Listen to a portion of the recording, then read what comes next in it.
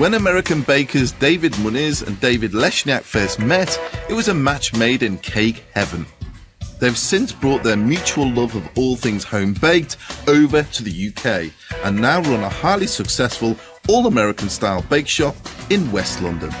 Today, they're showing me something rather special, a 6-tier American apple stack. Wow. I mean, it's big, it's bold, there's plenty of textures, plenty of colours. Where did this passion for baking come from? Neither one of us were really trained. It's just something we kind of got started doing as a pastime. Whereabouts are you from in the States? I'm from New Jersey, just outside New York, and he grew up in Mississippi. Oh, wow, there's a bit of a difference there then. Deep South, absolutely. Yeah. I mean, culturally, the difference between the two states is different. The way they attack their food and the way that they bake. So when you came together to come up with this idea, was it fascinating to see how things morphed? It was a challenge to mix the two, because, I mean, from the South, we're always correct. So it made it very challenging for David, I think, to incorporate any of the North in there. Yeah. They also like everything extremely sweet. Yes. The sweeter, the better. Generally, what do you think about British baking then? Funny enough, when we started researching where our recipes came from and the stuff that we call heritage recipes back home, a lot of them have their roots here, and it's just stuff we brought over and we've just changed over the years. I think British baking is a little bit more traditional, whereas at home, you don't know where the source comes from. I find it fascinating, actually. When I was looking at recipes from people from all over the States, I looked at a recipe which is basically a fruit cake. Yeah. I saw a little bit of British in there. Oh, yeah. I saw some French. Yeah. I saw some Italian. And then I saw some German in there. So again, that's what America is. It's the hodgepodge. It's the melting pot of cultures and recipes. Yeah. And you've come up with something that is unique. I think it's all fascinating. Now, I believe you're gonna bake an apple cake. Yes, an apple stack. That's something else. Yeah. How many people will that feed? Maybe 6. 6? Yeah. Surprisingly, you can make quite a thin slice and it will stay together. So we've gotten 16 out of that easily. Oh, yeah, at least. So this is my kitchen. Be my guest. Absolutely, thank you.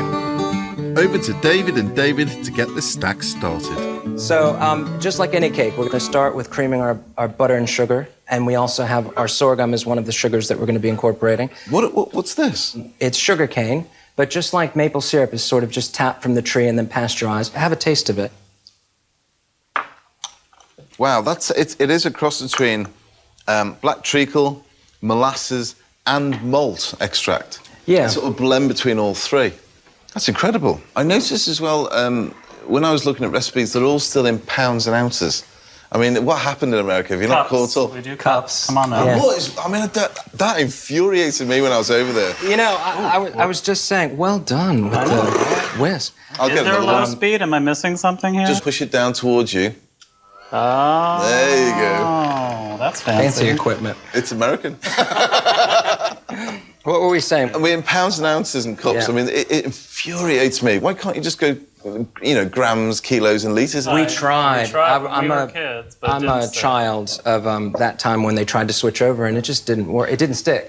The Davids start their cake batter by creaming together butter and brown sugar in one bowl and mixing the dry ingredients separately. So what have you got inside there now? So what we've done, we've creamed the butter and our sugar together, and we've combined our salt, our rising agents, and our flour have all been combined, and then we're going to do all of our liquid together. In this case, we use a lot of buttermilk, and it's very much like a muffin mix. You just want to do it just almost... so it comes together. Right.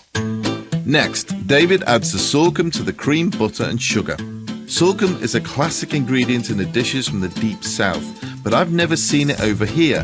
The Davids import it, but you could use molasses or cane syrup instead. Next, in go the dry ingredients, and lastly, the whisked egg and buttermilk mixture.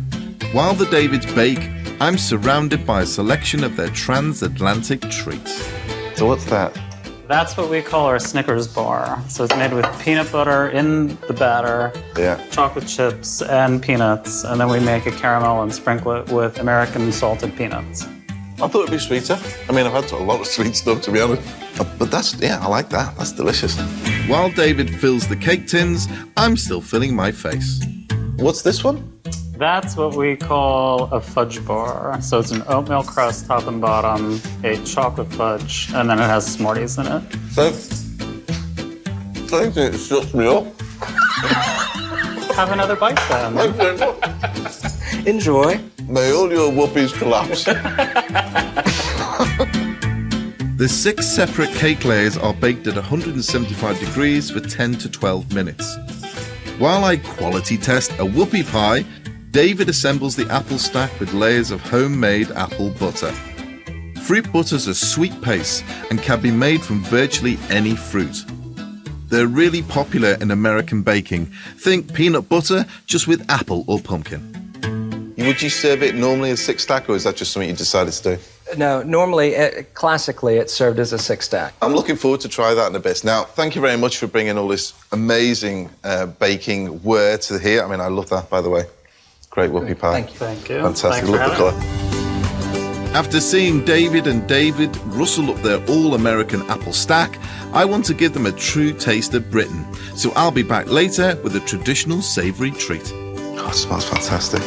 It's a lamb and potato suet pudding.